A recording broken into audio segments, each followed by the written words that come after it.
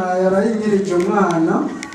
Ku munsi wa kabiri yarafashwe tumujyana mu bitaro mu Kabezi, ariko je sinaronka akanya ko kujyayo ubwo nyene. Ku munsi wa gatanu pasiteri ari ku iradiyo, narondera gutelefona ku iradiyo biranga. Amahejeje njana mu telefona namubona ati jewe nifise umwana ari mu Kabezi, no kuvuga ukuntu ameze vyansi. Jewe canagomba ngacambara ati we niwizera umwana arakira. Ejo kuwa gatandatu nka saa 6 naragiye ngiye kumuraba ncasanga umwana yakize. Ubu rero baca baramumpa ndamutahana. Imana ihabwe icyubahiro. Amen. Ikindi naco amafaranga ngaha jewe ngishika ngaha nari imperanya abantu benshi. Abo bantu nefise umufumo twakorana, ukuvuga ndakuriye amahera no hari abantu bataranyishyuza. Ariko je kubw'umutima wanje harimo bamwe ngomba kuronda kuko nayabona imbere yanje, ndabarondere ngende ndabahe amafaranga yabo nabanyanganije. Imana ihabwe icyubahiro. Amen. Ago kabisa. Wowe Imana yarakurokoye. Uyakorana n'umupfumu waramuhamahera ntuzosubire kwibuka ko wayamuhaye. Yari yarambuye amafaranga abantu benshi cyane. None urumva ko afashe intumbero kugenda abishyura n'abatakibyibuka abishyura. Urumva icyiza cy'agakiza. Cya kabiri Imana yamutabaye agomba kugira abagore 3. Dukomera agashumani Yesu.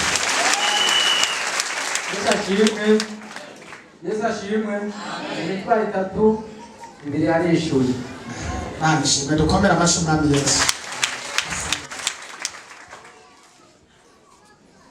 Yesu nashimwe. Ngoma nshimwe Imana mu bintu bibiri. Kimwe kuwa mbere nagiye telefone y'umugisha njya ku kazi, narose akazi. Hanyuma kuwa gatanu Satani yahagurutse, ibyo pasiteri yatubwiye nabibonye. Imodoka zaragonganye ari 2 zisangaho mpagaze naje zirangonga, ariko nakomeretse gatoyi kukuguru gusa ngaha. Urakingiwe humura. Hariho abamarayika bagukingira. Dukomera amashi Imana Yesu. Nanje magaze ngashima Imana. Hari ku munsi wa gatatu je nari netse isafuriya yabize neza nyene hajya amazi ari kubiraduga hejuru. Ikirahenuka ingwa kugura amazi yose asesekako. Naciye fata amavuta pasiteri yazengeye ndahasiga kwase ndahanogerereza. Aho hantu haciye hafubangana ubwo nyene nta kibazo na kimwe higeze haneza. Nyene naciye ngira Imana yo mu kukoboka amazi ari karabira. Uzi ko tugendana umuti. Uzi ko mubitse umuti mu nzu wawe. Ishashimwe. Amen. Niwabona ubishaka ko yamamara. Umwami Yesu niyamamare. Aheze imyaka 5. Nari ngwaye indwara bitwa igisiyo mu nda. Iyo ndwara intirasiyo yanje byari binini. Nta vuriro na rimwe nari bwajeko. Bagoma bambwira ngo banyopere, ariko Imana yo mu ijuru ikibihagarika.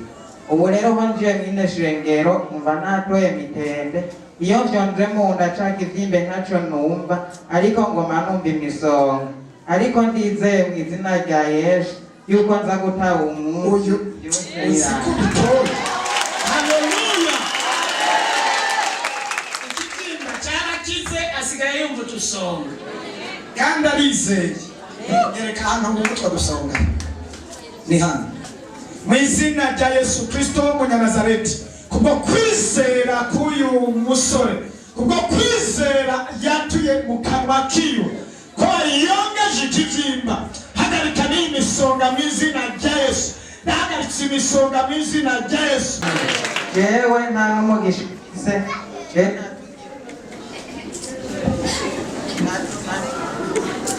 binyungukira byose